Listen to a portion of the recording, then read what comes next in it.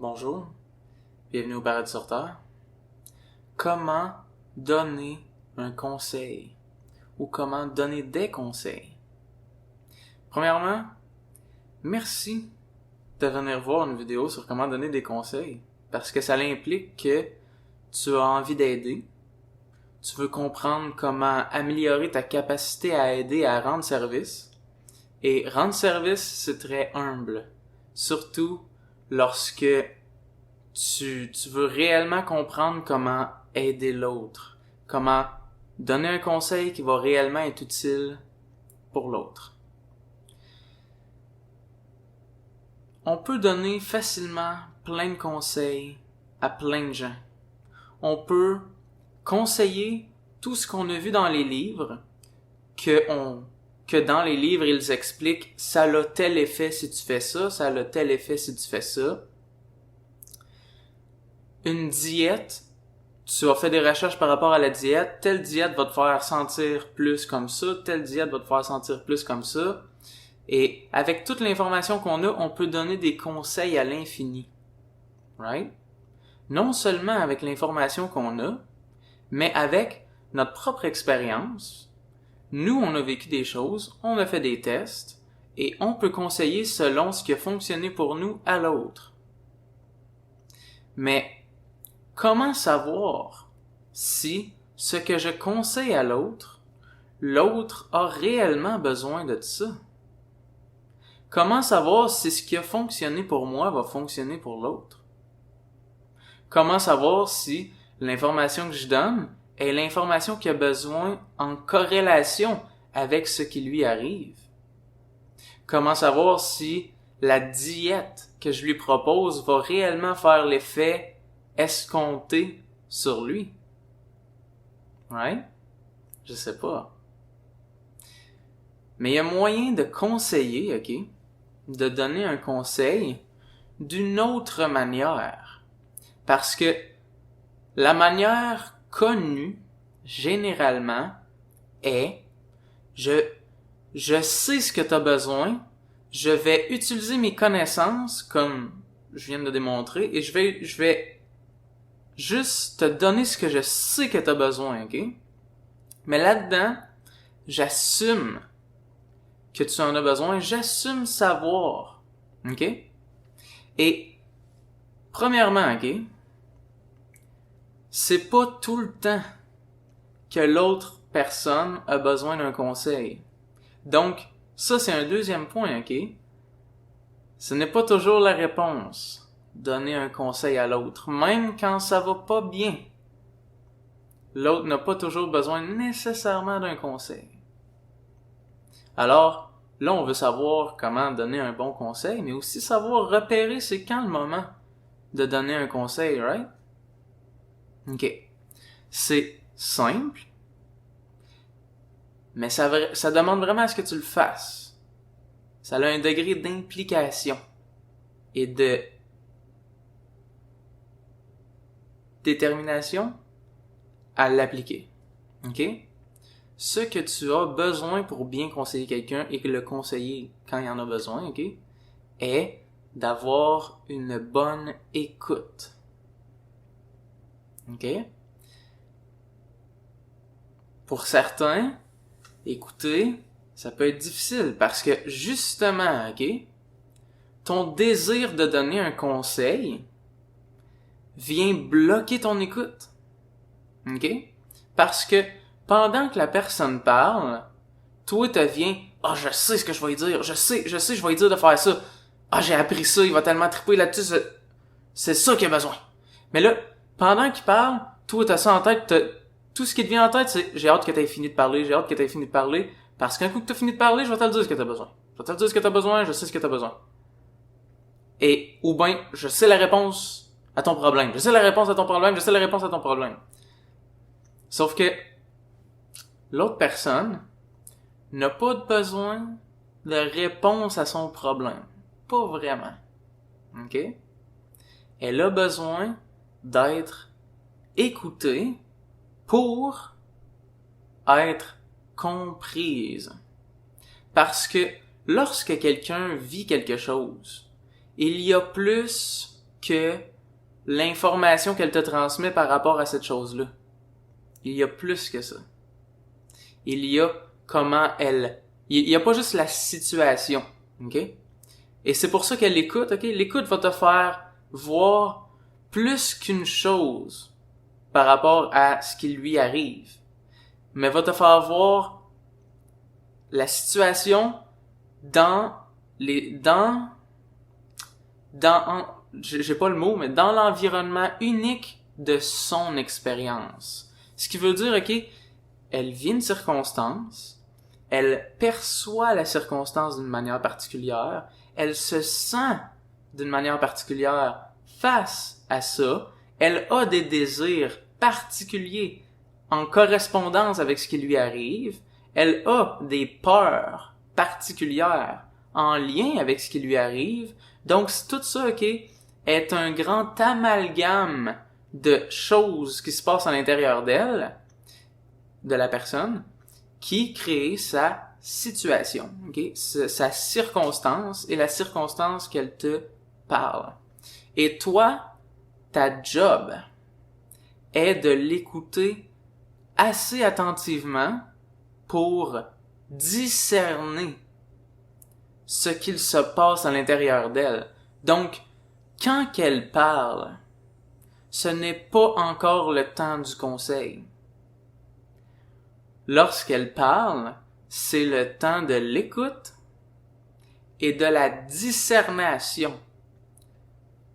Discerner, là, c'est une caractéristique de l'écoute. On ne peut discerner que lorsqu'on écoute. Discerner, ok, c'est comme un filtre de ton écoute qui décide qu'est-ce qui rentre pas, mais plutôt qui trouve qu'est-ce qui est quoi, qui fait des distinctions pour arriver à voir, ok, tu te sens comme ça à cause de ça, et tu vois ça comme ça, et tu te sens comme ça, et tu aimerais que ça soit comme ça, mais tu veux pas que ça se passe comme ça. Donc tu vois, tu fais de l'ordre dans tout ce qui se passe pour faire du sens à tout ce qui se passe. Mais pour ça, ok, ça implique vraiment que tu laisses faire tes conseils, tes informations, ce que tu sais, peu importe quoi, ok? Parce que quand elle parle, c'est pas ta job, entre parenthèses. Tu n'arriveras pas à connaître sa situation et de vouloir la conseiller ou l'aider avant de l'écouter. Ton conseil n'est pas en correspondance parce que tu ne comprends pas encore sa situation. Tu n'as pas arrivé à discerner tout ça. Et je vais vous dire, ok, peut-être que vous êtes des gens qui ont déjà appliqué ce que j'ai dit. Généralement, tout le monde a appliqué au moins quelques fois dans sa vie une écoute de ce genre-là.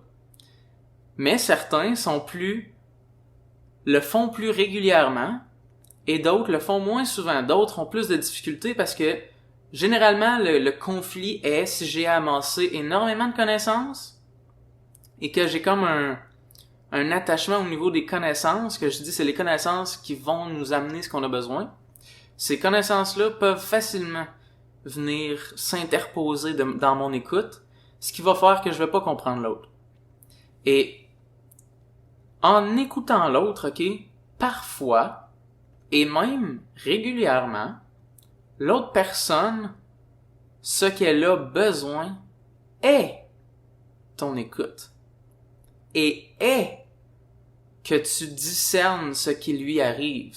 Parce que si c'est d'un problème qu'elle te parle, un problème implique qu'il y a des choses incomprises. Donc, en te la divulguant, tu as la possibilité de comprendre des choses qu'elle-même n'a pas comprises. Donc, ton écoute est vraiment primordiale. OK? Et là, on en vient au conseil, OK?